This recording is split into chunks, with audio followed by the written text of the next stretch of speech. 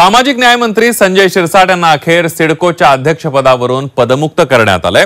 मंत्रिपदी निवड झाल्यानंतर संजय शिरसाट यांनी सिडकोच्या अध्यक्षपदाचा राजीनामा देणं अपेक्षित होतं।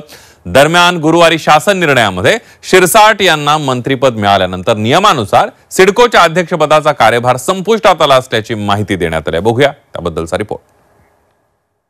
संजय शिरसाटांना सिडकोच्या अध्यक्षपदावरून हटवलं। मंत्रिमंडळात असतानाही लाभाच्या पदावर नियुक्ती। हटवेपर्यंत शिरसाट सिडकोच्या अध्यक्षपदावर का थांबले? महायुती सरकारमध्ये छोट्या मोठ्या कुरबुरी आता समोर येऊ लागल्यात। शिवसेना प्रवक्ते आणि सामाजिक न्याय मंत्री संजय शिरसाटांच्या सिडको अध्यक्षपदावरूनही वादंग निर्माण झालाय। मंत्रिमंडळात समावेश झाल्यानंतरही संजय शिरसाट यांनी सिडकोचं अध्यक्षपद सोडलेलं नव्हतं। वास्तविक पाहता मंत्रिमंडळात असताना कोणत्याही लाभाच्या पदावर राहता येत नाही। शिरसाटांनी सिडकोचं अध्यक्ष म्हणून बैठकाही घेणं सुरू ठेवलं होतं, शिवाय काही निर्णयही घेतले होते। शेवटी नगरविकास मंत्रालयाच्या आदेशानं संजय शिरसाट यांना सिडकोच्या अध्यक्षपदावरून दूर करण्याचा निर्णय घेण्यात आलाय। शिरसाटांनी मात्र गुरुवारी सिडकोच्या अध्यक्षपदाचा रीतसर राजीनामा दिल्याचं सांगितलंय।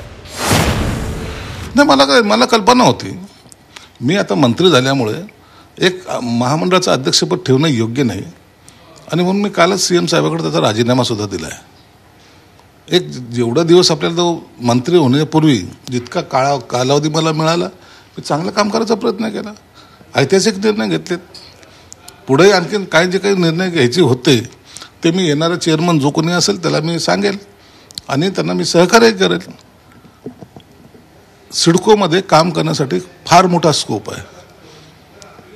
सिडको मंडळ मला आता कळायला लागलं होतं, परंतु आता दोन्ही जबाबदारी ठेवता येत नाहीत, म्हणून मी तो काल राजीनामा दिला आणि येणाऱ्याला मी चांगलं सहकार्य करून सिडकोचं नाव आणखीन उंचीवर कसं जाईल याचा प्रयत्न करेन। संजय शिरसाटांना हटवल्याचा दादा भुसेंनीही इन्कार केलाय।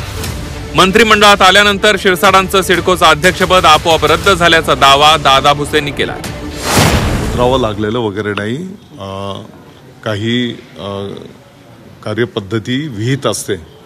आता शिरसाट महोदयांना मंत्रिपदाची जबाबदारी देण्यात आली तर साहजिक आहे, नियमाप्रमाणे मग आधीचं ते पद रद्द होतंय।